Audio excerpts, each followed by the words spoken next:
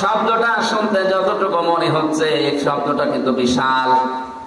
আমি জেলখানায় বসে বসে মাওলানা মামুনুল হক, মাওলানা শাখাওয়াত হোসেন রাজি আর আমি তিনজন এক জায়গায় ছিলাম। ওনারা এই আয়াতটা বের করে বললাম, হুজুর দেখেন এর ভেতরে কিছু করা যায় কিনা। এখান থেকে যে বিষয়গুলো ওনারা কয়েকটা তাফসীর থেকে বের করে করে আমাকে শুনিয়েছিলেন, আমি কিছু কিছু জিনিসের সাথে মিলিয়ে দেখলাম যে মুক্তিপণ শব্দটা শুনতে যত সহজ মনে হচ্ছে বিষয়টা অত সহজ না। কিয়ামতের ওই কঠিন ময়দানে মহান আল্লাহ তিনি বলেন আমার কাছে অনেকে মুক্তিপণ দিতে চাইবে। কি দিতে চাইবে? ওয়ালা ইয়াসালু হামিমুন হামিমান ইউবাসসারুনাহুম। আল্লাহ পাক বলেন ওই কিয়ামতের কঠিন ময়দানে যেদিন যুবক মানুষ বৃদ্ধ হয়ে যাবে, মেয়েদের লজ্জা স্থান বাদ দিয়ে পেট ফেটে বাচ্চা বের হয়ে যাবে, দুধের বাচ্চার কথা পর্যন্ত মানুষ ভুলে যাবে, মাটি পড়ে তামা হয়ে যাবে, মাথার মগজগুলো টকবক করে পড়তে থাকবে নাক কান দিয়ে। এই কঠিন মুহূর্তে মানুষ মুক্তিপণ দেওয়ার জন্য আমার কাছে আসবে। কোন শহীদ কোন বন্ধু বন্ধুর পরিচয় দেবে না, এমনকি তাদেরকে যদি সম্মুখে নিয়ে আসা হয়, সামনাসামনি করা হয়, ভুলে যাবে, বলবে কে বন্ধু আমি চিনি না তোরে। ইয়াওয়াদুল মুজরিমু লাউ ইয়াফতাদি মিন আযাবি ইয়াউমিদিন বিবানি। আল্লাহ পাক বলেন ওই কঠিন মুহূর্তে মানুষ আমাকে মুক্তিপণ দিতে চাইবে, তার সন্তানাদি কি দেবে? আমার ছোট মেয়েটা জান্নাতুল মাওয়ার পরে যেটা ফারিহা জান্নাত, এর আমি 1 বছর রেখে গিয়েছিলাম জেলখানায় যাওয়ার আগে। এখন ওর বয়স 4 বছর। ওর প্রতি আমার যে দুর্বলতা, যে ভালোবাসায় 3 বছরে জন্মিয়েছে আমি না দেখার পরেও, যদিও আমার এখনো ভালো চেনে না। জেল থেকে বের হয়ে বাড়ি গেছে যেদিন গেলাম, আমার বছর হুজুর আমাদের বাড়ি চলেন। হুজুর আমাদের বাড়ি চলেন মানে মানে ও যে আমার মেয়ে, আমি যে ওর বাবা, ও আমার চেনে না, মনে করে বিভিন্ন হুজুর আসে, আজকে মনে হয় হুজুরই এসেছে। অথচ ওকে না দেখে যে ভালোবাসা, যে মহব্বত ওর প্রতি তৈরি হয়েছে, আমার যতটুকু মহব্বত ওর প্রতি, কেউ যদি বলে পুরা রাজশাহী তোমাকে দিয়ে দেবো, ফারিহাকে মেরে ফেলো, আমার সম্ভব না। কি ভালোবাসা ওর প্রতি বলেন তো আমার। অথচ আল্লাহ বলেন কিয়ামতে ফারিহাকে আমার কাছে হামজা বলবে আল্লাহ মুক্তিপণ দিয়ে দিলাম, এটাও নিন। এটা বলবো আমি যে বলবো, এটা কি বানাচ্ছি আমি? কোরআনে কারীম আমাকে জানাচ্ছে যেটা আমি বলবো। ফারিহা জান্নাতের মতো এত মহব্বত ভালোবাসার বস্তুকে যদি আমি বিনিময় দেওয়া, মুক্তিপণ দেওয়া, ফিদিয়া দিতে চাই, আর কি বাকি থাকবে আমার কাছে? আল্লাহ পাক বলেন শুধু সন্তানাদি না, ওয়া সাহিবাতিহি ওয়া বানি ওয়া আখি, এমনকি তার স্ত্রী, তার সহোদর যারা, তার ভাই, তাদেরকেও আল্লাহর কাছে সে মুক্তিপণ হিসাবে বলবে আল্লাহ এগুলো নিয়ে নাও। ওয়া ফাসিলাতিহি আল্লাতী তুবি, তার জ্ঞাতি গোষ্ঠী, তার দলের লোক যারা তাকে আশ্রয় দিত বিপদে পড়লে, যাদের নাম শুনলে তাকে অনেক বিপদ থেকে বাঁচিয়ে দিত, এই মানুষগুলোকেও সে বলবে আল্লাহ এগুলো মুক্তিপণ দিয়ে দিলাম, এগুলো নিয়ে নাও, আমাকে বাঁচাবেন তো।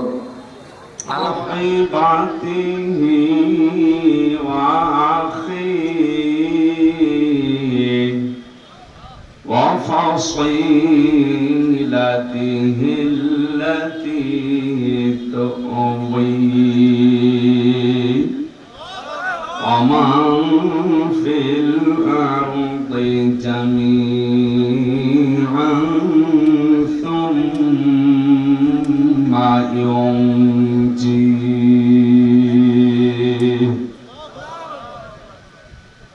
كلا إنها لظى نزاعة للشوى تدعو من أدبر وتولى وجمع فأوعى صدقت يا ربنا.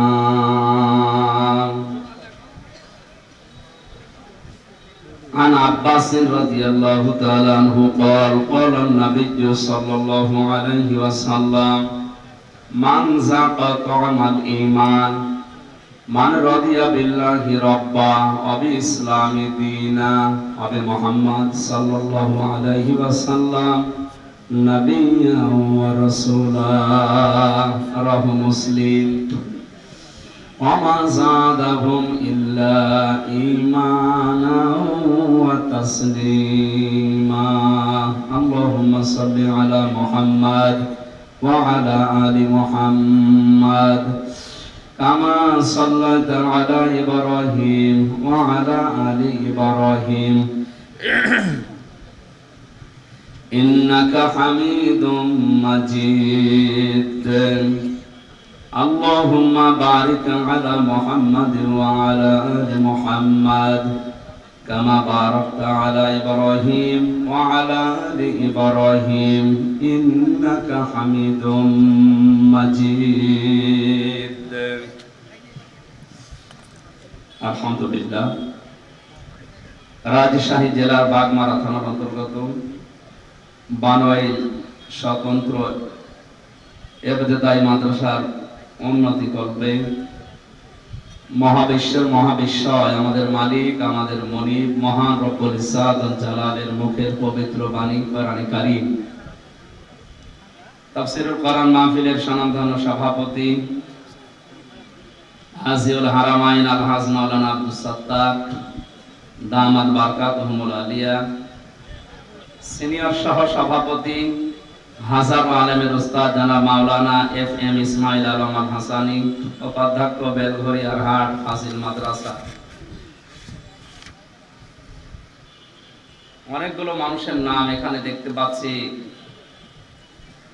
বিশেষ করে জনাব মোহাম্মদ মাহবুবুর রহমান, অধ্যক্ষ বালানগর কামিল মাদ্রাসা, হাজার হাজার আমির হামজার উস্তাদ। আল্লাহ তাদের সম্মান মর্যাদা আরো বাড়িয়ে দাও, বলেন আমিন। প্রধান পৃষ্ঠপোষক জনাব আলহাজ ডাক্তার এম এ বারী, জনাব আলহাজ ডাক্তার সাইদুর রহমান, জনাব আবু ইউসুফ সেলিম, জনাব মোহাম্মদ আবু সাইদ ভাই সহ হাফিজুর রহমান সহ নাম না জানা অনেক মানুষের নাম এখানে দেখতে পাচ্ছি। যেহেতু সময় কম, মাগরিবের আজান পর্যন্ত আলোচনা হবে, 1 ঘন্টা 15 মিনিট আছে। এই কথা বলেন কেন? কথা বলা যাবে না। দাঁড়িয়ে আছেন, বসে আছেন, থাকেন, কথা বলা যাবে না। কথা বন্ধ করেন, কথা বন্ধ করেন। কোরআনের নির্দেশ হচ্ছে ফাসতামিউ লাহু আনসিতু। কোরআনের আলোচনা শুরু হলে চুপ থাকবেন এবং কান লাগিয়ে শুনবেন, দুইটাই ফরজ। চুপ করেন।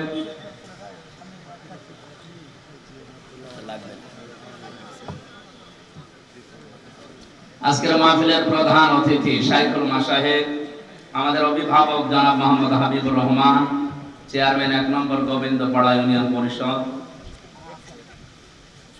আমরা বললাম তো সময় কমের জন্য কেউ মন খারাপ করেন না, সবার জন্য আমরা একবারে দোয়া করছি। ওয়া রাফা'না লাকা যিকরাক। যার ঈমান এবং আমল এই যোগ্যতা অনুযায়ী আল্লাহ যেন তাকে দুনিয়া আখিরাতে সম্মান আরো বাড়িয়ে দেন, বলেন আমিন। এতক্ষণ যারা কোরআনে কারীম থেকে আলোচনা রেখেছেন, ইসলামিক চিন্তাবিদ, শিক্ষাবিদ জনাব মাওলানা আব্দুল আওয়াল, জনাব মাওলানা আবু ইমরান, মাওলানা জিয়াউর রহমান, মাওলানা আব্দুর রশিদ সহ নাম না জানা অন্যান্য সম্মানিত ওলামা ইকরাম, সামনে বসা মুসলমান ভাইরা, পর্দার আড়ালের সম্মানিতা মা এবং বোনেরা, যে অবস্থা চলছে সারা বাংলাদেশে, বিশেষ করে আমাদের চুয়াডাঙ্গা, কুষ্টিয়া, মেহেরপুরে 42-43 ডিগ্রি সেলসিয়াস চলছে,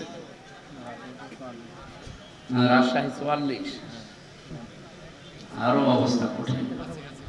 এই অবস্থায় অনেকে হিট স্ট্রোক করে মরিয়ে যাচ্ছে।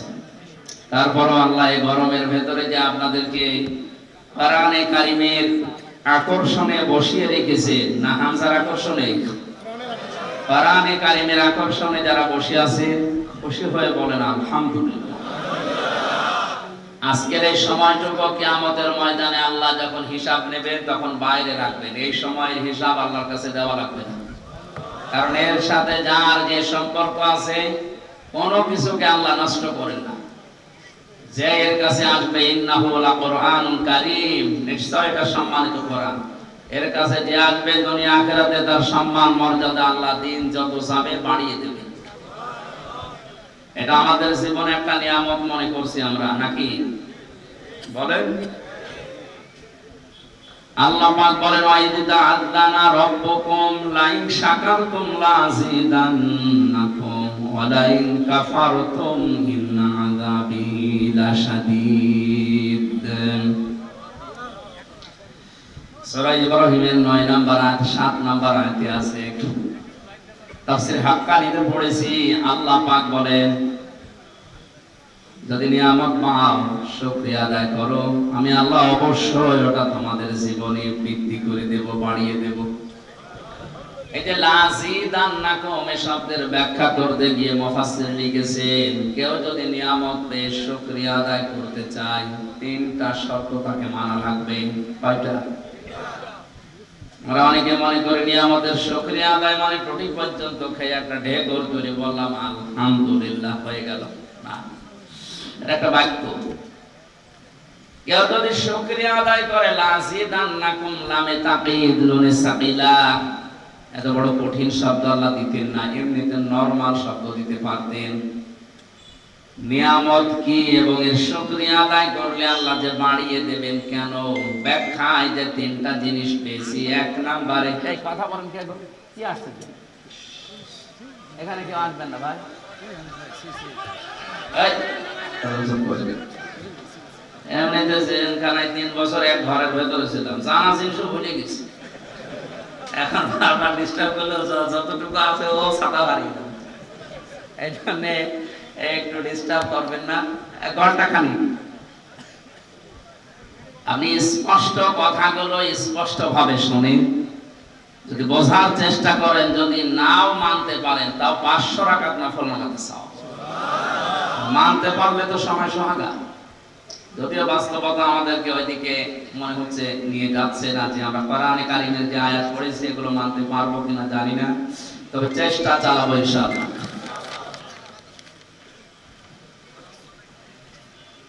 নিয়ামতের শুকরিয়া আদায়ের মাধ্যম, প্রথম নাম্বারে আপনাকে মুখে বলা লাগবে যে হ্যাঁ এটা আমার জীবনে নিয়ামত। এটা কি? এটা বলা লাগবে।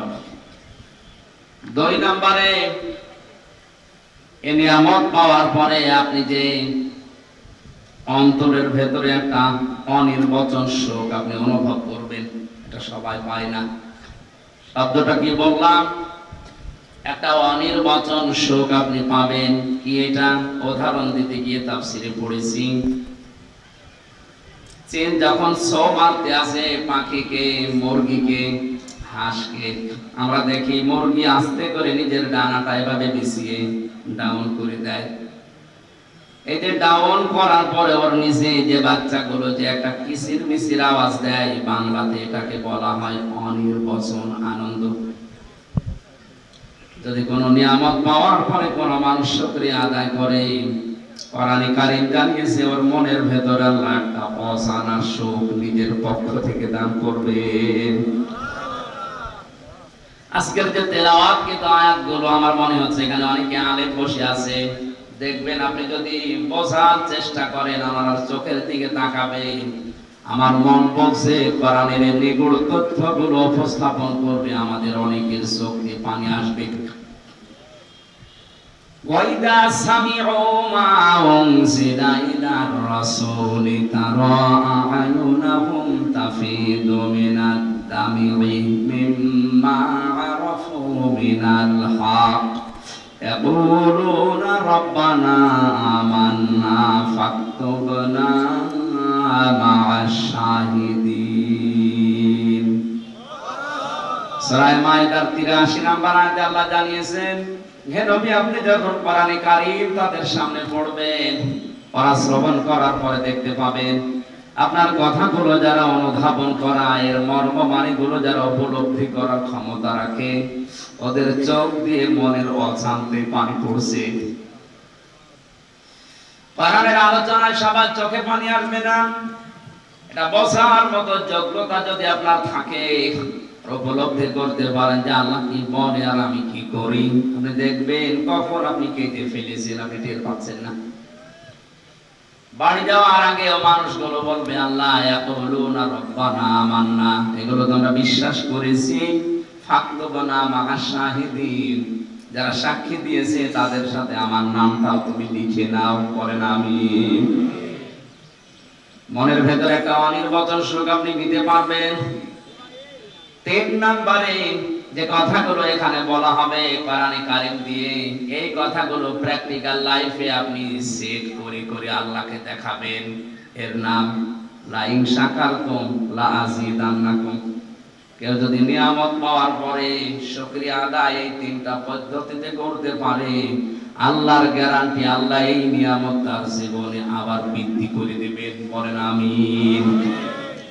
ওয়ালা ইন কাফারতুম মিন্না আযাবিলা শাদীদ, যদি গুরুত্ব না দেন, যদি দাম না দেন, মর্যাদা না দেন, আল্লাহ পাক বলেন ওটা আমি ছিনিয়ে নেব, কেড়ে নেব।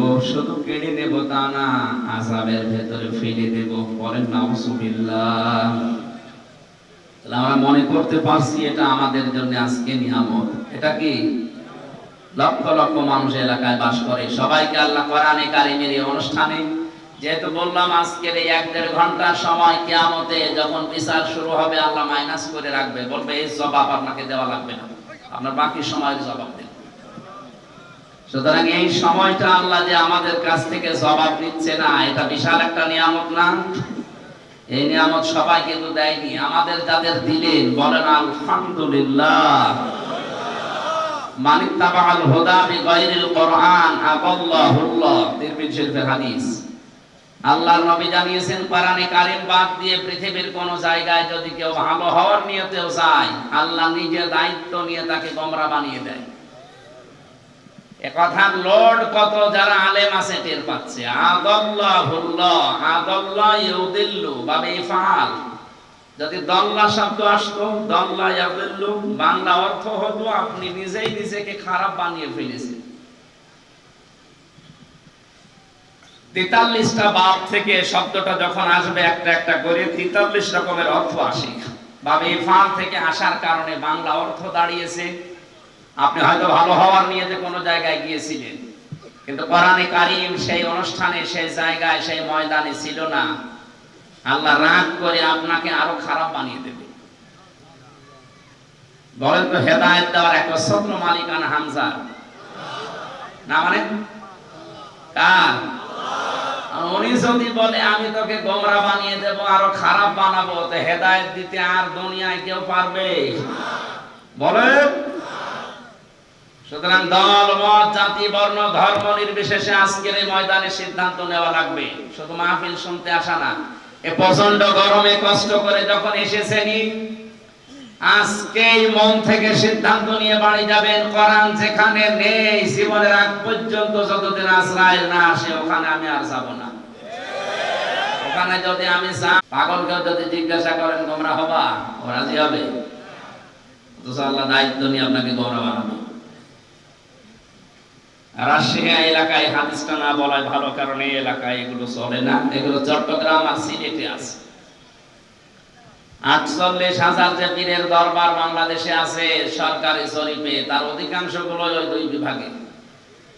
আমাদের রাজশাহী, খুলনা, রংপুর এগুলো থেকে আল্লাহ আমাদেরকে বাঁচিয়েছে। জিনিস খারাপ না, মানে যে জিনিস যত ভালো তার ভেজাল বের হয় তত তাড়াতাড়ি।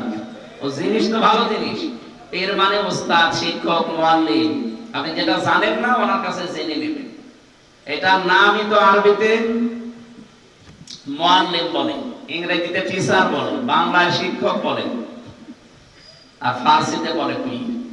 এটা শুনলে অনেকের রাগ হয়, কিন্তু শব্দটা ভালো, খারাপ না। যে উদ্দেশ্যে ব্যবহার করা দরকার ছিল হয়তো আজ অনেকে ওই উদ্দেশ্যে ব্যবহার না করে অনেকে এটাকে ব্যবসা বানিয়েছে। এখানে আজকের এই ময়দানে আমরা সিদ্ধান্ত নিয়ে যেতে পারি, যেখানে কোরআন নেই ওই দরবার যদি আমার বাবাও তৈরি করে ওই দরবারে আমি আর যাব না। এমনিতে 48,000-এর শুধু 8 বাদ দিয়ে 4 থাকবে, সব বন্ধ হয়ে যাবে। আরেকটা কথা বলতাম তো এখন দরকার নেই বলা, আগে বলেন বলে আমি আবার 3 বছর ভেতরে ছিলাম। আমি মরে গেল আর বলবো না।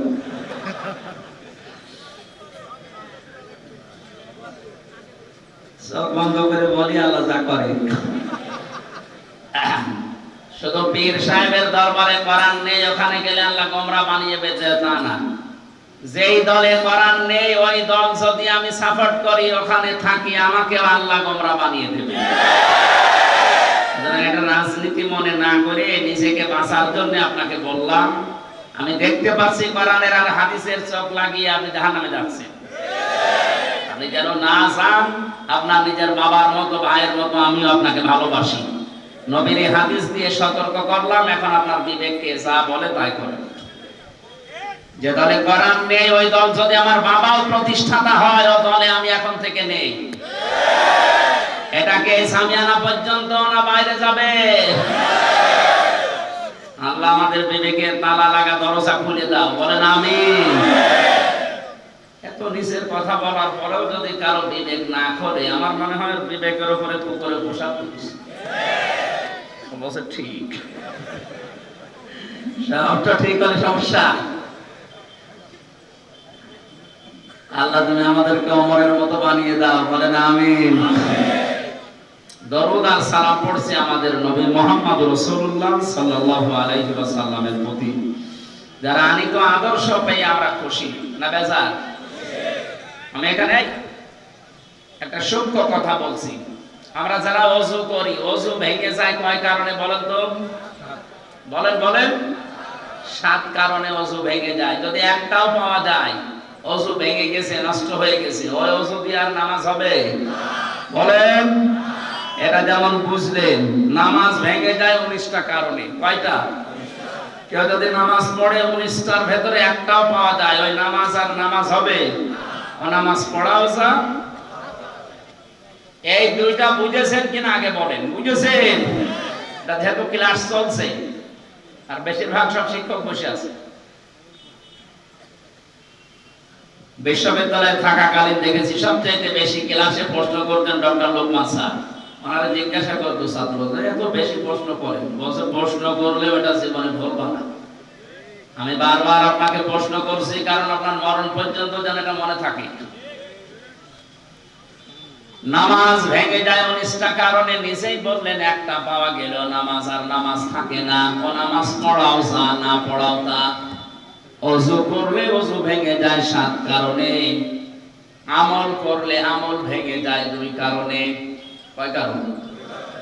রোজা রাখলে রোজাও ভেঙে যায়, হজ করলে হজও ভেঙে যায়, নষ্ট হয়ে যায়। যত ইবাদত আল্লাহ আমাদেরকে দিয়েছেন আমরা দেখেছি এগুলো ভেঙে যাওয়া, নষ্ট হয়ে যাওয়ার পেছনে কিছু না কিছু কারণ আছে। কথা বলেন না কেন? আর ওগুলো যদি ভেঙে যায়, নষ্ট হয়ে যায়, ওটা করাও যা, না করাও তা।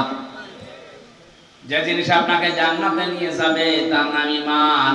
তার নাম আরো আসতে বলেন। এই ঈমানও ভেঙে যায় 10টা কারণে। এখানে হাজারো মানুষের অনেকেই জানে না ঈমান কয় কারণে ভাঙে। অনেকে ওযু ভেঙে যায় 7 কারণে বলতে পারে, নামাজ ভেঙে যায় 19 কারণে ভেঙে বলতে পারে। অথচ জান্নাতে যাওয়ার জন্য যেটা শর্ত ঈমান, ঈমানও ভেঙে যায়, নষ্ট হয়ে যায় 10 কারণে। ওই একটাও জানে না। কথা বলেন না কেন? ঈমান যদি সত্যি ভেঙে যায়, আপনার নষ্ট হয়ে যায়, তাহলে ভাঙা ওযু দিয়ে যেমন নামাজ হয় না, ভাঙা ঈমান দিয়ে আপনি জান্নাতে যেতে পারবেন না। আজকের এই মাহফিলে যেন সতর্ক করছি, ঈমান যেন ভেঙে না যায়, নষ্ট হয়ে না যায়। যে 10টা কারণে ঈমান নষ্ট হয়, ভেঙে যায়, তার 4 নাম্বারটা আমি পড়েছি আজকে। যে কিছুক্ষণ আগে যেটা বললাম, বিশ্বনবী মুহাম্মদ রাসূলুল্লাহ আমাদের একমাত্র আদর্শ, একমাত্র সুতরাং দুনিয়াতে কেউ যদি মুহাম্মদ রাসূলুল্লাহকে একমাত্র আদর্শ মনে না করে, ওর ঈমান ভেঙে যায়, নষ্ট হয়ে যায়। এটা তো আমি বানালাম, হ্যাঁ? কোরআনে কারিমে আল্লাহ জানিয়েছেন ইয়াসিন।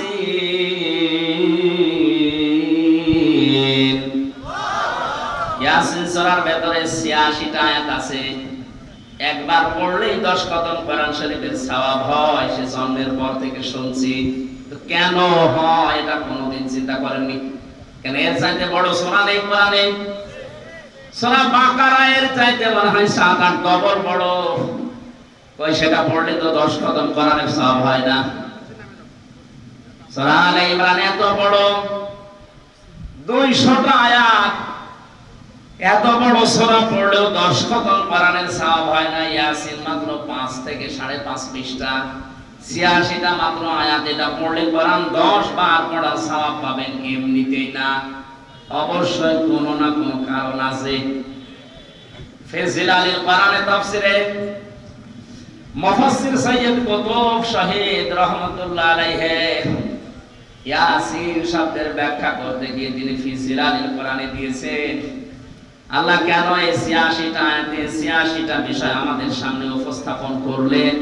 কোন মানুষ যদি তার প্র্যাকটিক্যাল লাইফে সত্যি এগুলো মানতে পারে, আমার আল্লাহর কথা বাস্তব প্রতিফলন হবে।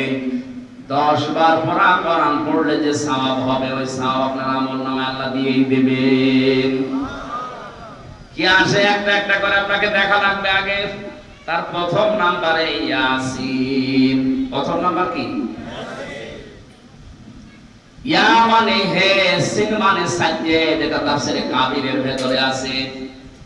সিন শব্দের ৫টা ব্যাখ্যা তিনি লিখেছেন আল্লামা ফখরুদ্দীন রাজি রাহমাতুল্লাহ আলাইহি। তিনি বলেন সিন দিয়ে আল্লাহ ৫টা বিষয় ইঙ্গিত দিয়েছেন।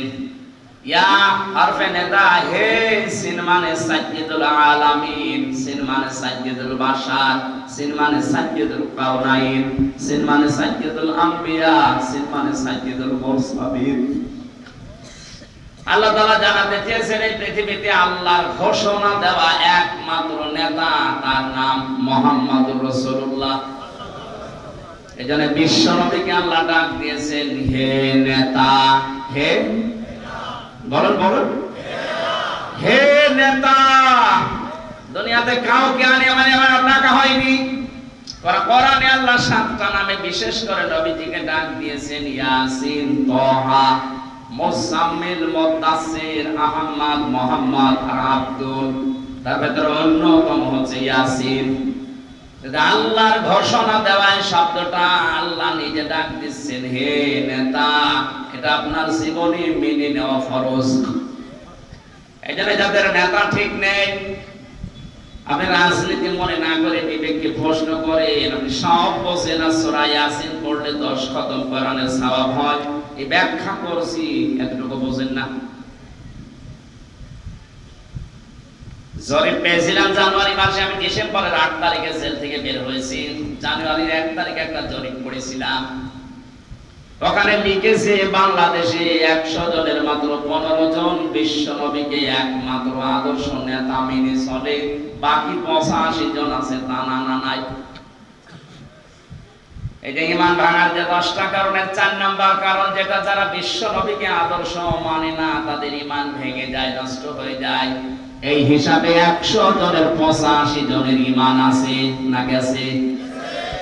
তার ভেতরে আমি আপনি মনে হয় নেই। আমরা যেন পড়ে না যাই ওর ভেতরে। এই যে ১৫ জন আছে, এর ভেতরে যেন আমরা থাকতে পারি। আল্লাহ আমাদেরকে কবুল করো, বলেন আমিন। আপনার ঈমানই যদি ভেঙে যায়, আপনি কি দিয়ে পড়াই করছেন?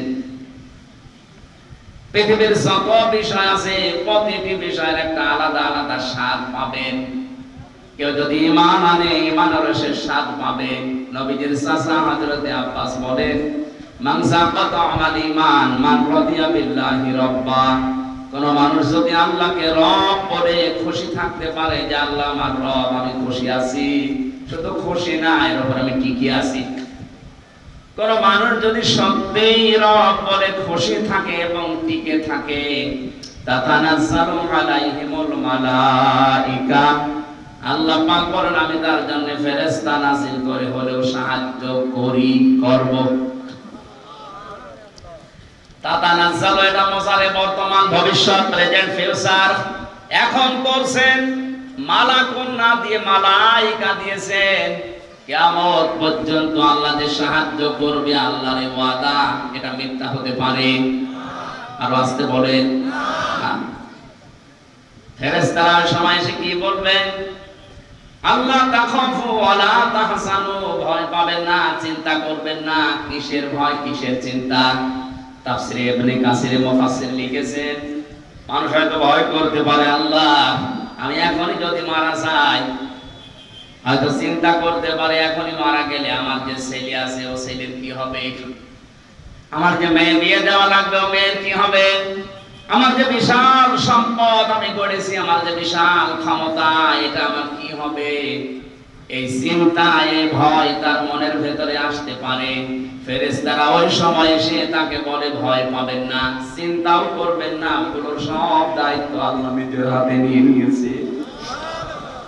এই ওয়াজটা করা যত সহজ মুখ দিয়ে, এটা প্র্যাকটিক্যাল লাইফে সেট করা কত সহজ না। যারা সেট করেছে তারা বুঝতেছে। আমি বলতাম না শুধু আয়াতের সাথে রিলেটেড, এই জন্য বলছি যেন আপনি উদ্বুদ্ধ হতে পারেন। জেলখানায় থাকাকালীন এক কারারক্ষী এসে আমার বলছিল আল্লাহর এক বান্দার ফাঁসি হবে, রাত 10টা 1-এ তার ফাঁসি। সন্ধ্যা 7টার সময় এসে বলছো স্যার আপনি রেডি হয়ে থাকেন, আর বেশি সময় নেই। উনি আমার বলছে কারারক্ষী ভাই এখনো তো 3টা ঘন্টা আছে, আমি 2 ঘন্টা ঘুমিয়ে গেলাম, তুমি 1 ঘন্টা আগে আমার রেডি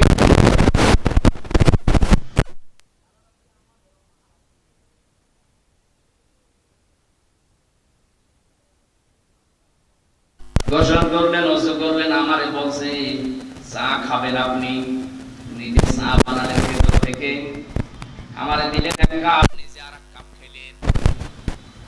2 রাকাত নামাজ আদায় করে ডাক দিয়ে বলছে ভাই এবার চলেন, আমি রেডি হয়ে গেছি। আমি বলছি হুজুর আমিও তো মানুষ, আমার তো মনে হচ্ছিল আর 1 ঘন্টা যার বাকি আছে থাকেন, এই লোকটার ঘুম আসে।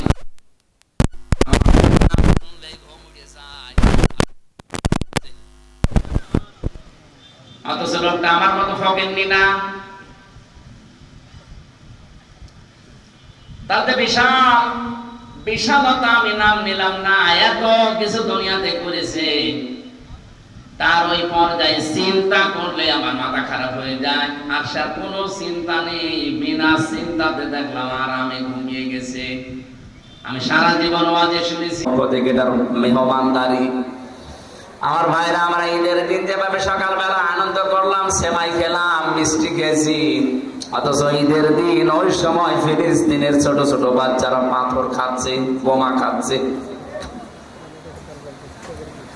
ওদেরকে যদি আল্লাহর ফেরেশতা মণ্ডলী এসে কিছু নাই বলবে, কোন সান্ত্বনায় নাই দেবে, ওরা টিকে থাকলো দুনিয়ায় কি করে? অবশ্যই ইমানের স্বাদ পেয়েছে। আল্লাহকে রব বলার পরে যারা খুশি হয়ে যারা টিকে আছে দুনিয়ায়, যারা ইসলামকে জীবন ব্যবস্থা হিসাবে পেয়ে খুশি আছে। ওস্তাদ বলছিলেন না ইন্নাদ দীনা ইনদাল্লাহিল ইসলাম, পৃথিবীতে একটাই মাত্র জীবন ব্যবস্থা যার নাম ইসলাম।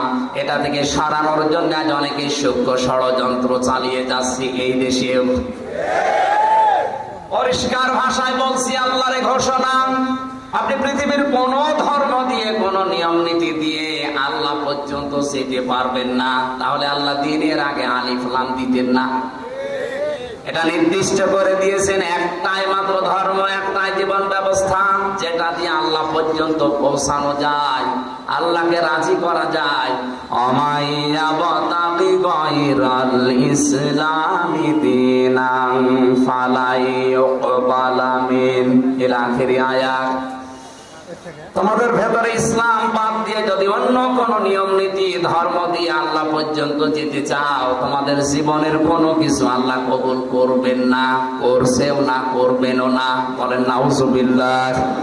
সুতরাং এ বিষয়ে আমরা যারা ৯৬% মুসলমানের দেশে আছি আমাদের একটু সতর্ক হওয়া লাগবে। আমাদেরকে যেন ইসলাম ইসলাম ইসলাম থেকে দূরে সরিয়ে অন্য কোনো জায়গায় নিয়ে যেতে না পারে। আমার কথার অর্থ বোঝেন আপনি? ৩ নম্বরে মুহাম্মদুর রাসূলুল্লাহকে যারা একমাত্র আদর্শ নবী আর রাসূল হিসাবে পেয়ে খুশি হয়েছে। নবী কি? নাবাউর শব্দের শাব্দিক অর্থ হচ্ছে সংবাদ বাহক। উনি যে সংবাদ আল্লাহর কাছ থেকে আমাদের কাছে নিয়ে এসে দিয়েছেন, এই কথাগুলোর উপরে বিশ্বাস করার পরে প্র্যাকটিক্যাল লাইফে আপনি সেট করবেন। রাসূল মুহাম্মদুর রাসূলুল্লাহ সাল্লাল্লাহু আলাইহি ওয়াসাল্লামকে যারা এ দুনিয়াতে রাসূল হিসাবে পেয়ে খুশি হয়ে গেছে, সত্যি সত্যি আল্লাহ তাদেরকে ঈমানের একটা আলাদা স্বাদ গ্রহণ করাবেন। এই ৩টা বিষয় পেয়ে আল্লাহ যেন আমাদেরকে ঈমানের আলাদা একটা স্বাদ দান করেন, বলেন আমিন। সূরা মারিজের ১০ থেকে ১৮ এতগুলো আয়াত আমরা কোরআনে কারীম থেকে পড়লাম। কোন তাফসীর মাহফিল আমি এত আয়াত পড়ি না। আজকের আলোচনার বিষয় হচ্ছে মুক্তিপণ। কি বললাম? বলেন না কেন? কি বললাম? বলেন না কেন? শব্দটা শুনতে যতটুকু মনে হচ্ছে এই শব্দটা কিন্তু বিশাল। আমি জেলখানায় বসে বসে মাওলানা মামুনুল হক, মাওলানা শাখাওয়াত হোসেন রাজি আর আমি ৩ জন এক জায়গায় ছিলাম। ওনারা এই আয়াতটা বের করে বললাম, হুজুর দেখেন এর ভেতরে কিছু করা যায় কিনা। এখান থেকে যে বিষয়গুলো ওনারা কয়েকটা তাফসীর থেকে বের করে করে আমাকে শুনিয়েছিলেন, আমি কিছু কিছু জিনিসের সাথে মিলিয়ে দেখলাম যে মুক্তিপণ শব্দটা শুনতে যত সহজ মনে হচ্ছে বিষয়টা অত সহজ না। কিয়ামতের ওই কঠিন ময়দানে মহান আল্লাহ তিনি বলেন, আমার কাছে অনেকে মুক্তিপণ দিতে চাইবে। কি দিতে চাইবে? ওয়ালা ইয়াসালু হামিমুন হামিমা ইউবাসসারুনাহুম। আল্লাহ পাক বলেন, ওই কিয়ামতের কঠিন ময়দানে যেদিন যুবক মানুষ বৃদ্ধ হয়ে যাবে, মেয়েদের লজ্জা স্থান বাদ দিয়ে পেট ফেটে বাচ্চা বের হয়ে যাবে, দুধের বাচ্চার কথা পর্যন্ত মানুষ ভুলে যাবে, মাটি পড়ে তামা হয়ে যাবে, মাথার মগজগুলো টকবক করে পড়তে থাকবে নাক কান দিয়ে। এই কঠিন মুহূর্তে মানুষ মুক্তিপণ দেওয়ার জন্য আমার কাছে আসবে। কোন শহীদ কোন বন্ধু বন্ধুর পরিচয় দেবে না। এমনকি তাদেরকে যদি সম্মুখে নিয়ে আসা হয়, সামনাসামনি করা হয়, ভুলে যাবে, বলবে কে বন্ধু, আমি চিনি না তোরে। ইয়াওয়াদুল মুজরিমু লাউ ইয়াফতাদি মিন আযাবি ইয়াউমিদিন বিবানি। আল্লাহ পাক বলেন, ওই কঠিন মুহূর্তে মানুষ আমাকে মুক্তিপণ দিতে চাইবে, তার সন্তানাদি কি দেবে? আমার ছোট মেয়েটা জান্নাতুল মাওয়ার পরের যেটা ফারিহা জান্নাত, এর আমি 1 বছর রেখে গিয়েছিলাম জেলখানায় যাওয়ার আগে। এখন ওর বয়স 4 বছর। ওর প্রতি আমার যে দুর্বলতা, যে ভালোবাসায় 3 বছরে জন্মিয়েছে, আমি না দেখার পরেও, যদিও আমার এখনো ভালো ছিল না, জেল থেকে বের হয়ে বাড়ি গেছে, যেদিন গেলাম আমার বছর হুজুর আমাদের বাড়ি চলেন। হুজুর আমাদের বাড়ি চলেন মানে মানে ও যে আমার মেয়ে, আমি যে ওর বাবা, আমার চেনেই না, মনে করে বিভিন্ন হুজুর আসে, আজকে মনে হয় হুজুরই এসেছে। অথচ ওকে না দেখে যে ভালোবাসা, যে মহব্বত ওর প্রতি তৈরি হয়েছে, আমার যতটুকু মহব্বত ওর প্রতি, কেউ যদি বলে পুরা রাজশাহী তোমাকে দিয়ে দেবো, ফারিহাকে মেরে ফেলো, আমার সম্ভব না। কি ভালোবাসা ওর প্রতি বলেন তো আমার। অথচ আল্লাহ বলেন কিয়ামতে ফারিহাকে আমার কাছে হামজা বলবে, আল্লাহ মুক্তিপণ দিয়ে দিলাম, এটাও নিন। এটা বলবো আমি যে বলবো, এটা কি বানাচ্ছি আমি? কোরআনে কারীম আমাকে জানাচ্ছে যেটা আমি বলবো। ফারিহা জান্নাতের মতো এত মহব্বত ভালোবাসার বস্তুকে যদি আমি বিনিময় দেওয়া, মুক্তিপণ দেওয়া, ফিদিয়া দিতে চাই, আর কি বাকি থাকবে আমার কাছে?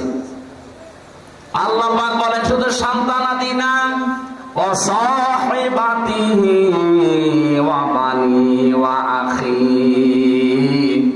এমনকি তার স্ত্রী, তার সহোদর যারা, তার ভাই, তাদেরকেও আল্লাহর কাছে সে মুক্তিপণ হিসাবে বলবে, আল্লাহ এগুলো নিয়ে নাও।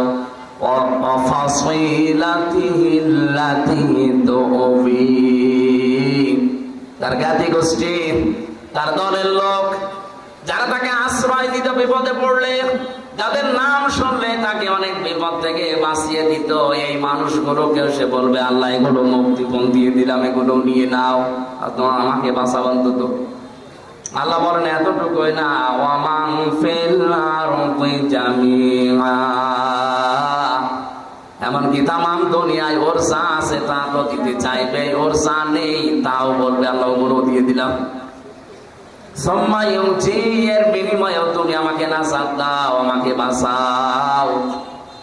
আল্লাহ পাক এবার কঠিন জবাব দিয়েছেন, কাল্লা, না, কখনোই না, ইন্নাহা লাযা, অবশ্যই এই মানুষগুলোকে আমি আল্লাহ লাজায় প্রবেশ করাবো। কোন জায়গায় বলেন বলেন? এখানে একটা কমন প্রশ্ন আমরা অনেকবার করেছি, আমরা অনেকে জানি যে জাহান্নাম 7টা, জান্নাত 8টা। না, সূরা হিজরের 44 নম্বর আয়াতে আল্লাহ জানিয়েছেন, লাহা সাবআতু আবওয়াব, এই জাহান্নামের দরজা 7টা। কয়টা? তাহলে জাহান্নামে একটা দরজা 7টা, জান্নাত একটা দরজা 8টা। আমি কোরআনে 100টার উপরে দরজার স্তর পেয়েছি। মনে মনে ওইগুলো আমাদের আলোচনার বিষয় না, বা ওগুলো আমরা আলোচনা করি না, তাই জানি না। জান্নাতের দরজা কিন্তু শুধু 8টা না, 100টার উপরে আছে। জাহান্নামের 7টা আমাদের কাছে পরিচিত বেশি, তার ভেতরে গুরুত্বপূর্ণ এই লাযা। একটা জাহান্নাম তার স্তর বা দরজা হচ্ছে 7টা। মনে করেন আল্লাহ পাক বলেন, লিকুল্লি বাবিন মিনহুম জুজউম মাকসুম, দুনিয়াতে যে ধরনের অপরাধ করবে কিয়ামতে আল্লাহ তাকে ওই দরজা দিয়ে প্রবেশ করাবে, তার জন্য ওই কিসিম, ওই অংশ ভাগ করা থাকবে। এটা ইবতেদায়ী মাদ্রাসা 1 থেকে 5 পর্যন্ত পড়ায়। 5টা ক্লাসরুম আছে না? বলেন, 5টা ক্লাসরুমের 5টা দরজা আছে। যে সেই শ্রেণীতে পড়ে ওই দরজা দিয়ে সে প্রবেশ করে। ক্লাস 1 এ পড়ে ও 5 এ সে ক্লাস করতে পারবে? আল্লাহ পাক বলেন, দুনিয়াতে যে সেই ধরনের কাজ করছো, করবা, যে ধরনের অপরাধ করছো, কিয়ামতের দিন ওই দরজা দিয়ে তোমাকে আমি প্রবেশ করাবো। এখন আমাদের এই মাহফিলে আসার পরে এটাই বোঝার বিষয় যে আমি কোন দরজা দিয়ে প্রবেশ করার উপযুক্ত হলাম। অবশ্যই কোনো না কোনো দরজার পাশে আমি দাঁড়িয়ে আছি। ফেরেশতা মালিক দারওয়ান যিনি আছে, উনি আমাকে কিন্তু জিজ্ঞাসা করবে, কেন লাজায় আসলে, কেন সাকারে আসলে, কেন হুতমায় আসলে, কেন হাবিয়ায় আসলে, কেন জাহিমে আসলে, কেন জাহান্নামে আসলে। জাহান্নাম একটা দরজার নাম। এই 7টা নাম দিয়ে আল্লাহ দরজার নামে নামকরণ করলেন, তার ভেতরে ভয়ঙ্কর দরজার নাম হচ্ছে লাযা। আল্লাহ পাক বলেন, নাযাআতাল লিশাওয়া, এত ভয়ঙ্কর, এখানে ঢুকলেই মানুষের চামড়া আগে খসে যাবে। আর ভাই, চামড়া এমনি খসে না। একটা ঘরের ভেতরে আপনি প্রবেশ করলেন, চামড়া খসে যাবে না। কি যন্ত্র সেখানে সেট করা আছে, কি আযাব দেওয়ার জিনিসগুলো আছে যে গেলে এই চামড়া খসে যায়। বলেন, আপনি অনুধাবন করতে পারছেন যে জায়গাটা কত মারাত্মক। যেখানে গেলে আগেই চামড়া খসে যায়।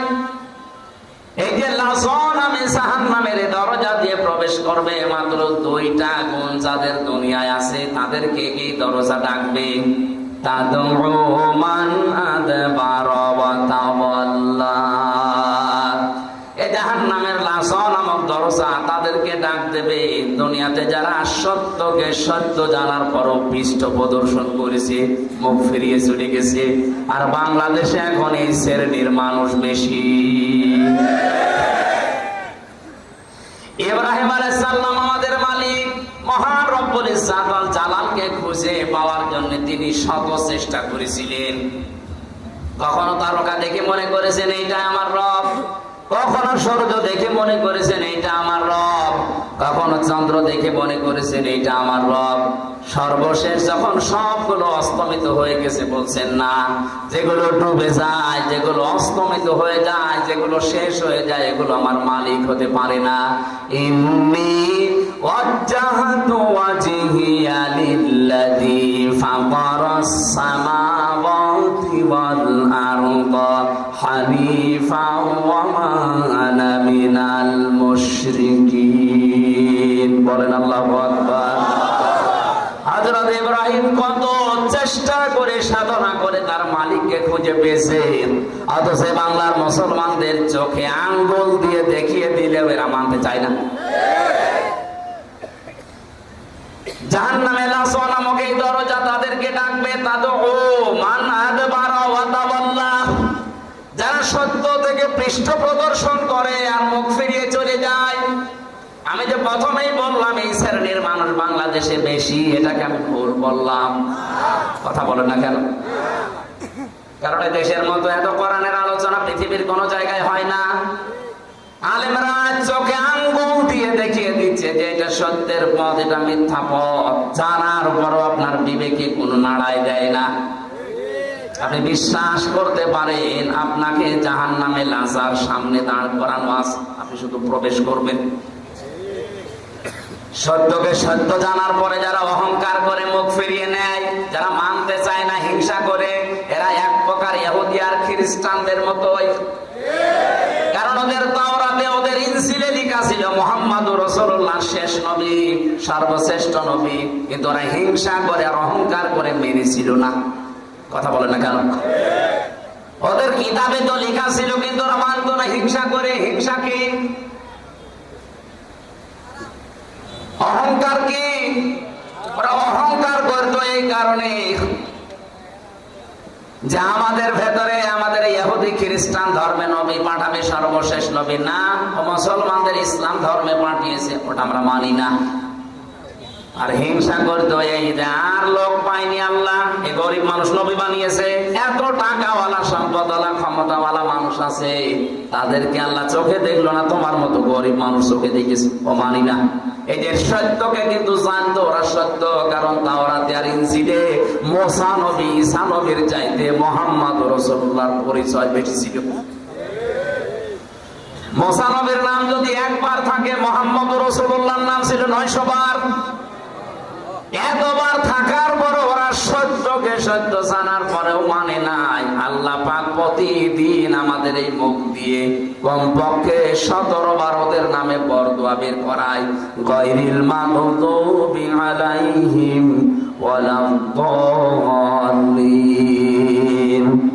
এখানে যে দুইটা জাতির কথা আছে, ইহুদি আর খ্রিস্টান, এরা সত্যকে সত্য জানার পরও মানে নাই।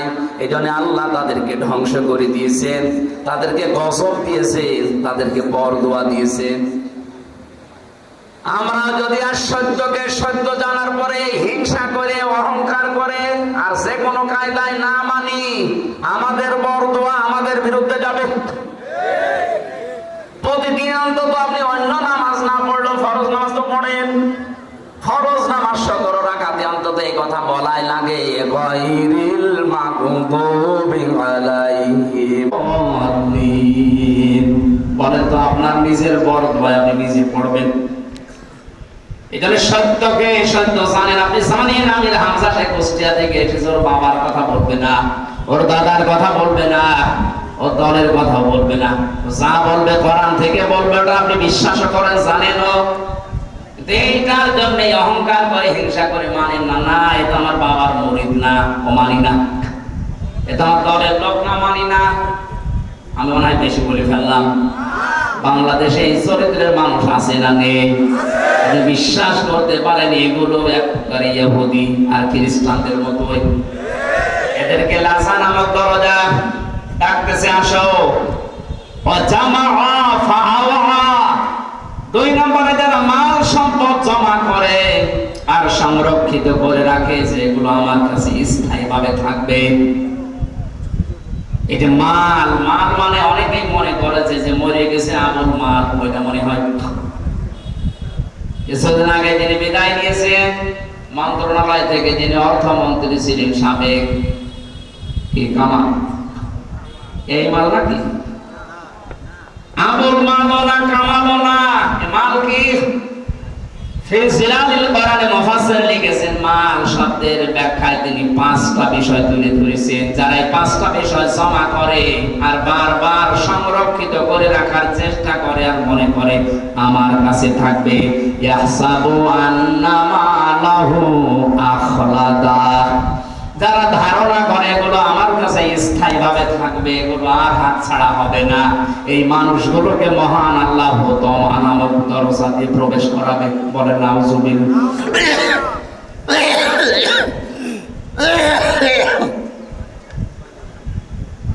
পানি আছে আছে, তাড়াহুড়া না, পানি আছে। ইয়াকুব ভাই পানি দেন।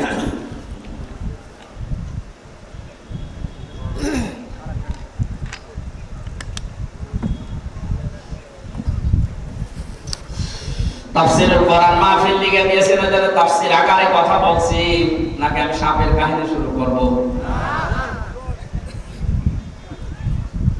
আল্লাহ পাক জানিয়েছেন যারা মাল জমা করে, আল্লাযী জামাআ মালা ওয়া আদ্দাদা, আর বারবার গণনা করে মনে করে আমার কাছে স্থায়ীভাবে মাল থেকে যাবে, এটা সংরক্ষিত করে রাখার চেষ্টা করছে, এদেরকে লাসা এবং হুতমা নামে যে জাহান্নামের দরজা, এদেরকে ডাকবে আসো।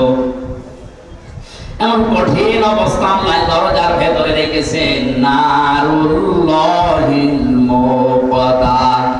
আল্লাহ পাক বলেন হুতমা নামক জাহান্নামের যে দরজার ভেতরে আগুন আছে, এই আগুন আমি আল্লাহ নিজে জ্বালিয়েছি। বলেন নাউজুবিল্লাহ।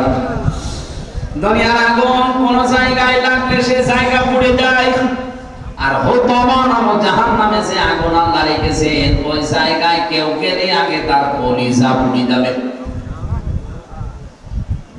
আল্লাহ তাফতালিউ আলাল আফিদা, কলিজা পর্যন্ত আগে পৌঁছাবে, ওটা সারকার হয়ে যাবে আগে। এমন কঠিন মারাত্মক জায়গা মহান রব্বুল ইজ্জাতুল জালাল আমাদের জন্য রেখে দিয়েছেন হুতমা, লাজা। যে দুইটা গুণ বললাম, দেখেন তো এ বাংলাদেশে কারোর সাথে মেলে কিনা? যারা সত্যকে জানার পরও পৃষ্ঠ প্রদর্শন করে চলে যায়, মুখ ফিরিয়ে নেয়, আর মাল জমা করে আর বারবার সংরক্ষণ করার চেষ্টা করে। এগুলো আমি মালের 5টা ব্যাখ্যা পেয়েছি তাফসীরে। 1 নম্বরে মাল বলতে নবী আয়াতের ব্যাখ্যা জানিয়েছেন, দুনিয়া কুল্লুহা মাতাউন ওয়া খায়রু মাতাউদ দুনিয়া ইমরাতুস সালিহা, পৃথিবীর সবগুলো সম্পদ মাল, এর ভেতরে উত্তম সম্পদ হচ্ছে আল্লাহওয়ালা নেককার মেয়ে মানুষ। জোরে বলেন সুবহানাল্লাহ। সম্মানিত মা বোন, আমি দেখলাম বহু মা বোনেরা আম গাছতলায় বসে আছেন, বাসতলায় বসে আছেন, নেককার নারী, এগুলো দুনিয়ার শ্রেষ্ঠ সম্পদ। কি এটা? আল্লাহর নবী জানিয়েছেন 4টা গুণ যার ভেতরে আছে তাকে শ্রেষ্ঠ সম্পদ বলা হয়, শ্রেষ্ঠ নারী বলা হয়। 1 নম্বরে যার স্বামী বাইরে থেকে আসলে দুনিয়ার সব কাজ কাম বাদ দিয়ে স্বামীকে খুশি করার জন্য এগিয়ে যায়। 2 নম্বরে স্বামী যেটা পছন্দ করে ওটা যদি জায়েজ হয়, জীবন থাকতে ওটা মেনে নেয়। সম্মানিত মা বোনেরা, নামাজের সময় পর্যন্ত আপনার মাথা চুল যেন বের হয়ে না যায়, এটা নিষিদ্ধ। নামাজে যদি চুল বের হয়ে যায় নামাজ নষ্ট হয়ে যাবে, নামাজ ভেঙে যাবে। অথচ স্বামীর সামনে যতক্ষণ থাকবেন চুল ছেড়ে দিয়ে থাকবেন, যতক্ষণ চুল ছাড়া দেওয়া থাকবে, যত চুল দেখবে অতগুলো সওয়াব আপনার আমলনামায় লেখা হবে। ওরা চুল ছেড়ে দেয়, উন্মুক্ত করে রাখে, চুল ফুলিয়েও রাখে, স্বামী বাদ দিয়ে অন্যের সামনে। কথা বলুন। যারা এসেছেন গাছতলায়, আম গাছতলায়, বাসতলায় বসে আছেন, আপনাদেরকে আমি ভালোবাসি, বাঁচাতে চাই। আপনি যদি সত্যি শ্রেষ্ঠ সম্পদ হতে চান, স্বামী যখন বাইরে থেকে আসবে দুনিয়ার যত গুরুত্বপূর্ণ কাজ থাক সব আপনার জন্য হারাম। এখন কোনো কাজ জায়েজ নেই। স্বামী যাতে খুশি হয় আপনি সেই কাজ করবেন। আর যদি আপনাকে হাতা কাটা ব্লাউজ দেখে মনে করে না এটা আমার ভালোই লাগে, আর ওইভাবে তার সামনে থাকবেন, কোনো অসুবিধা নেই। তাহলে ওইটা পরে ওর বাইরে যাওয়া যাবে না। স্বামী যেটা পছন্দ করে যদি জায়েজ হয়, বাস্তব জীবনে জীবন থাকতে আপনাকে মানায় লাগবে। আমি স্বামী, এখানে যারা আছে প্রত্যেকেই যারা স্বামী আছে জিজ্ঞাসা করবেন মনের খবরটা এই, প্রতিটি স্বামী চায়, পছন্দ করে বিয়ের পরে যেন আমার মা বাবা আমার সাথে থাকে। কথা বলেন না কেন? কিন্তু আমি বাস্তবতায় দেখছি আজ 100টা 99টা পরিবারে বৌমারা এটা চাই না, সব চাই আলাদা হও। এ কথা বলেন। আমি উপায় করবো, ইনকাম করবো, কামাই করবো, আমি চাই আমার মা বাবা আমার সাথে থাকবে। আপনি চান না মানে কি? আপনি নামাজ পড়তে পারেন, রোজা রাখতে পারেন, কালো বোরকা পড়তে পারেন, আপনি নেককার হতে পারেননি। কারণ স্বামী যেটা পছন্দ করেছিল ওটা জায়েজ ছিল, আপনি এখন ওটা পছন্দ করতে পারেননি। এরকম বউ আছে দুনিয়ায় না নেই? কার বাড়ি আছে দেখে হাত বলেন তো। ঠিক আছে, বলা দরকার নেই, ক্যামেরা ওইদিকে ফেলে ভাত বন্ধ হয়ে যাবে। পাচ্ছেন আপনি? এত বড় বড় মহারথে বসে আছে, এখানে কেউ হাত ধরতে সাহস পাচ্ছে না। আপনি আবেগে হাত ধরে বসে আছেন, একবার যদি ক্যামেরা ওইদিকে ঘুরিয়ে দিত কি হয়তো বুঝতে পারছেন না। কয়েকদিন আগে আমি সৌদি থেকে এসেছি, ওমরা থেকে। ওখানে সবচেয়ে একটা বেশি ভিডিও দেখতাম। বাংলাদেশের চট্টগ্রামের এক জায়গায় 4 ছেলে 2 মেয়ে, এরা 6 ভাই বোন মিলে তার 95 বছরের বয়সের বাবাকে নিজের সম্পদগুলো সব নিজেদের নামে লিখে রাস্তায় ছেড়ে দিয়েছে। নাউজুবিল্লাহ বলে, শুধু নাউজুবিল্লাহ বলে শেষ করে দেবেন হয়ে গেল না। শুধু ওই 6 ভাই বোনের দোষ না, ওই বাবারও দোষ আছে। বলেন, এই 6টা ভাই বোন জানেই না যে বাবা কি জিনিস। মা মরে গেছে 10 বছর আগে। নিজেরা 6 জন মিলে কায়দা করে বাবার জমিগুলো নিজের নামে লিখে নিয়ে বাবাকে এখন রাস্তায় ছেড়ে দিয়েছে। বেটার বয়স 95 বছর, ও পড়বে রাস্তায়, মরবে ডেনে পড়ে, সারা জীবন কুকুরের খাবার হবে। সেটা নাউজুবিল্লাহ ছাড়া বললেন না, আমি নাউজুবিল্লাহ বলতে চাই না। এখানে দোষ এই বাবাটার আছে। কারণ আল্লাহর পরে যে মা আর বাবার স্থান, ও বাবা ওই 6 ছেলে মেয়েকে কোনোদিন জানায়নি, ওই রকম শিক্ষা কোনোদিন তাদের দেয়নি। কথা বলেন ঠিক কিনা? আর শিক্ষা ব্যবস্থা নিয়েও যে সূক্ষ্ম ষড়যন্ত্র অনেকে করছে। আমাদের ইমানের দাবি হচ্ছে আমরা অন্তত মুসলিম বলে যারা দাবি করি, আমাদের আবার যেন 95 বছর বয়সে কুকুরের খাবার হওয়া না লাগে। সেজন্য আগে থেকেই ছেলে মেয়েকে এই শিক্ষা দেওয়া আছে, আল্লাহর পরে আমার স্থান। এটা পাওয়া যাবে যে জায়গায়, ওখানে আপনি নিয়ে যান তাদের। এই যে সাকওয়াইল আছে মাদ্রাসা নাকি জানো? সাকওয়া নাকি? এরকম জায়গায় দিয়ে দিলে ওই জায়গা থেকে যে অধ্যক্ষ সাহেব ওনাকে শিখাবে আপনার ওই ছেলেকে ওই মেয়েকে। আকাদা রাব্বুকা আল্লা তা'বুদু ইল্লা ইয়াহু ওয়া বিল ওয়ালিদাইনি ইহসানা। আল্লাহ পাক বলেন আমি রায় দিয়েছি, ঘোষণা দিয়েছি, সিদ্ধান্ত নিয়েছি, ফয়সালা করে দিয়েছি যে আমার ছাড়া কারো ইবাদত করা যাবে না।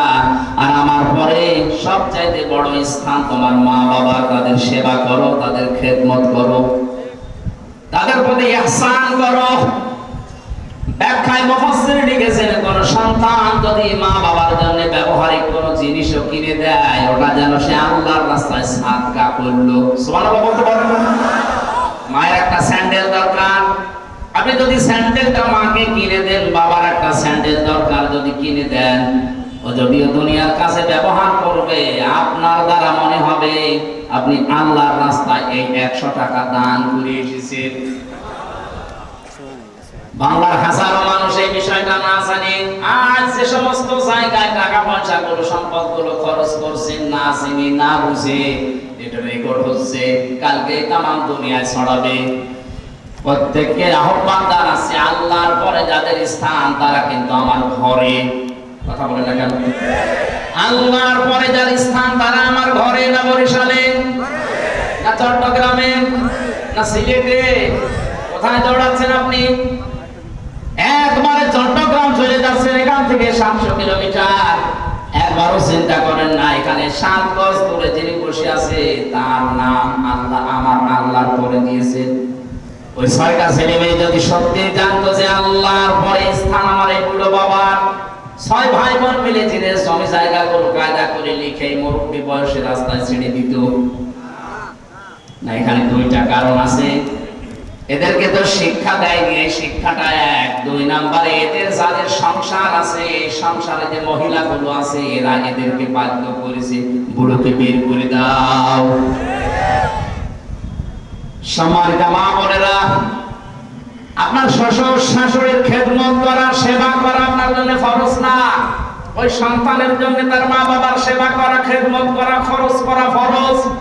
কিন্তু আপনার প্রলোভনে পড়ে আপনার কথাবার্তা, আপনার আচরণে যদিও বাধ্য হয় তার মা বাবার সাথে খারাপ আচরণ করতে, এর ভাগীদার আপনিও। বাংলাদেশে এরকম বেকার বউ আছে না নেই? আপনি মনে করছেন আমি তো নামাজ পড়ি, রোজা রাখি, কালো বোরকা পরি। আমি তো আবার বলছি আজ হাজারো পরিবারে সন্তানটা তার মা বাবার সাথে ভালো আচরণ করা, তাদের খোঁজ খবর নেওয়া, তাদের পেছনে যে খরচ করার দায়িত্ব এটা পালন করতে 100 বার পারে না। এর পেছনে দায়ী ওই বৌমা। কথাটা যদি সত্য হয়ে গেল, এটাই বাস্তব। আল্লাহ মেয়েদেরকে যেন এই সংকীর্ণ মন থেকে বেরিয়ে আসার তৌফিক দেন, বলেন আমিন। আমি নিজে একজনের জামাই, আল্লাহর কসমে কোরআন আমার সামনে আমি হাতে নিয়ে বলছি, আমি আমার শ্বশুর শাশুড়িকে যে নজরে দেখি, যেভাবে মহব্বত ভালোবাসা দেয়, সত্যি করে বলছি প্রত্যেকটা পুত্রবধূ যদি তার শ্বশুর আর শাশুড়িকে এই নজরে দেখতো, কোন ছেলে তার মা বাবাকে আলাদা করে দিত না। আমি তো মেলের আমি পাই না, কোন কারণে তাদের আলাদা করে দেওয়া লাগবে আমি তো বুঝি না। আপনি কি মনে করেন যে আলাদা করে দিলে আমি বেশি খেতে পারবো, আনন্দে থাকতে পারবো? নবীজি তিরমিজি শরীফের হাদিসে জানিয়েছেন, কোন স্ত্রী যদি চায় যে তার স্বামীর হায়াত বেড়ে যাক, তার স্বামীর সম্পদ বেড়ে যাক, তার সম্মান বেড়ে যাক, সে যেন স্ত্রী হিসাবে স্বামীকে বারবার পরামর্শ দেয়, স্বামী তুমি আর যাই করো অন্তত নিকট আত্মীয় স্বজনের খোঁজ রাখো। আপনার সবচাইতে বেশি নিকট আত্মীয় আপনার মা, শ্বশুর শাশুড়ি, এই স্বামীর বোন, ভাই, ফুফু, চাচা, একথা বলছে না? এদের খোঁজ খবর রাখবেন আপনার যতটুকু সামর্থ্য আছে, বারবার তাকিদ দিয়ে হলে এটা করবেন। তাহলে দুনিয়ার যে ভয়গুলো আছে, ভয়গুলো আল্লাহ দূর করে দেবে। মুহাম্মদুর রাসূলুল্লাহ যেদিন নবুয়ত পাওয়ার পরে এসে ভয় পেয়েছিলেন, বলছিলেন সাম্মিলুনি, আমারে ঢেকে দাও। খাদিজাতুল কুবরা যেন 5টা কথা বলেছিলেন, স্বামী আল্লাহি কাল্লা, কখনো না, আল্লাহর কসম, লা ইউখসিকা আল্লাহু আবাদান, আল্লাহ আপনাকে কখনো অপমান, অপদস্থ, ভয় দেখাতে পারেন না, কারণ আপনি তো নিকট আত্মীয় স্বজনের খোঁজ খবর রাখেন। তার মানে যেই স্বামী তার নিকট আত্মীয় রক্তের সম্পর্ক, এদের সম্পর্কগুলো ঠিক রাখে, আপনার আরো উৎসাহ দেওয়ার কারণে এদের খোঁজ খবর রাখে, খরচ করে, বুঝবেন আপনার স্বামীকে দুনিয়ার কোনো ভয় আল্লাহ দেখাবে না, কোনো জিন ভূতের ভয় তার লাগবে না। এগুলো যারা করে না তাদের এই ভয়গুলো আল্লাহ তৈরি করে দেয়। বিভিন্ন জায়গায় গেলে বলে হুজুর পানি পড়ে দেন, কি হয়েছে? হঠাৎ তাল গাছের ভেতরে দেখলাম কি যেন নড়ে উঠলো। তাল গাছের ভেতরে কি নড়ে ওঠে তাই তুমি ভয় পাও? ভয় তো এমনিতে পাও না। রক্তের সম্পর্ক যাদের সাথে আছে তাদের সাথে কোনো সম্পর্ক তোমার নেই, ধর্ম আত্মীয় বাঁধিয়েছে, মাসে 3 বার করে তার কাছে টেলিফোন করে, অথচ নিজের আপন বোন আজ 10 বছর খবর নেয় না। এরকম ভাই নেই দেশে। উত্তম স্ত্রীর কথা বলছিলাম, পৃথিবীর শ্রেষ্ঠ সম্পদ যারা, স্বামী যেটা পছন্দ করে আপনি পছন্দ করবেন, ওটা যদি জায়েজ হয়। 3 নম্বরে আপনি স্বামীকে খুশি করার জন্য সাজগোজ করবেন। 4 নম্বরে নাম্বারে স্বামীর সম্পদ এবং তার সন্তানদেরকে আপনি ইসলামের পথে চালানোর জন্য চেষ্টা চালাবেন, দেখে শুনে রাখবেন। এই 4টা গুণ যে মহিলার ভেতরে আছে, আল্লাহর নবী জানিয়েছেন 8টা দরজা আল্লাহ খুলে রাখবে জান্নাতের, যে দরজা দিয়ে প্রবেশ করবে কেউ নিষেধ করবে না। বলেন আমিন। দুনিয়ার শ্রেষ্ঠ সম্পদের 1 নম্বরে মালের যে পরিচয় পেয়েছি, এটা নেককার নারী। 2 নম্বরে মালের পরিচয় আছে, মাল মানে ক্ষমতা, সিয়ার। মার মানে সিয়ারকে যারা পেয়েছেন আর মনে করছেন এটা সংরক্ষণ করে রাখবো, স্থায়ী করে রাখবো, আর কোনোদিন আমার কাছে হারাবে না, আপনি প্রস্তুত নেন, প্রস্তুতি নেন। আপনাকে লাসা নামক দরজা ডাকতেছে। যারা জমা করে, এগুলো মাল জমা করে আর সংরক্ষণ করে রাখার চেষ্টা করে, পৃথিবীর কোনো কিছুই আপনার কাছে স্থায়ী না। এখন চোখ বন্ধ হয়ে গেলে এশিয়ার পর্যন্ত আপনার বিরুদ্ধে দাঁড়াবে। কথা বলেন ঠিক কিনা? সুতরাং এই ধান্দায় যারা আছেন, এই ভুল ধারণায় যারা আছেন, তারা থামেন। এটা রেকর্ড হয়ে আছে, ওদের কানেও যাবে। যারা ক্ষমতা শেয়ার এক জায়গায় পেয়ে মনে করছেন আর কোনোদিন হারাবে না, আপনি ভুল পথে আছেন। এটাকে সংরক্ষণ করার জন্য যারা উঠে পড়ে লেগেছেন, যেটা স্থায়ী করবই, এটা পারা যাবে না। আপনাকে লাসা নামক দরজা ডাকতেছে। এই দরজা থেকে ফিরে এসে জান্নাতুল ফেরদাউসের দরজার সামনে যান। মানে 3 নাম্বার ব্যাখ্যা, মাল মানে টাকা পয়সা। 4 নাম্বার ব্যাখ্যা, মাল মানে অস্ত্র শস্ত্র। আর যারা অস্ত্র শস্ত্র জমা করছেন আর স্থায়ী ভাবে রেখে দেওয়ার জন্য চিন্তা করছেন আগামীতে কাজে লাগাবো, আমি ভেতরে নামতে পারলাম না, এটা দুঃখিত। 5 নাম্বারে প্রভাব প্রতিপত্তি। এগুলো যারা সংরক্ষণ করছেন, জমা করছেন আর মনে মনে স্থায়ী করে নিচ্ছেন, যেগুলো আমি রেখে দেবো সারা জীবন, আপনি পারবেন না। লাসা ডাকতেছে, লাসা আপনাকে ডাকতেছে। এখানে যেন যাওয়া না লাগে, ওখান থেকে ফিরে জান্নাতের যে 100টা দরজা আছে, যে কোনো দরজার সামনে যান। আল্লাহ আমাদেরকে দরজার সামনে থেকে ফিরিয়ে জান্নাতুল ফেরদাউস, জান্নাতুল মাওয়া, যে সমস্ত দরজার নামগুলো আছে 100টা, যে কোনো এক দরজার সামনে যেন আমরা একটু হাজির হতে পারি। বলেন আমিন। আমি এই দাম্পত্য জীবনের যে কলহ চলছে এখন সারা বিশ্বে, বিশেষ করে বাংলাদেশ, ভারত, পাকিস্তানে যা ডিভোর্স আরম্ভ হয়েছে, জেলখানার ভেতরে 3টা বছরে, এটা আমি সবচেয়ে বেশি মামলা দেখেছি। হয় বউকে মেরে ফেলেছে, না আত্মারা করে ফেলেছে, না যৌতুকের জন্য দাঁড়িয়ে দিয়েছে। মানে পারিবারিক জীবনের এই যে কলহ এবং এর সমাধানটা কি, ওখানে 19টা পয়েন্ট দেওয়া আছে।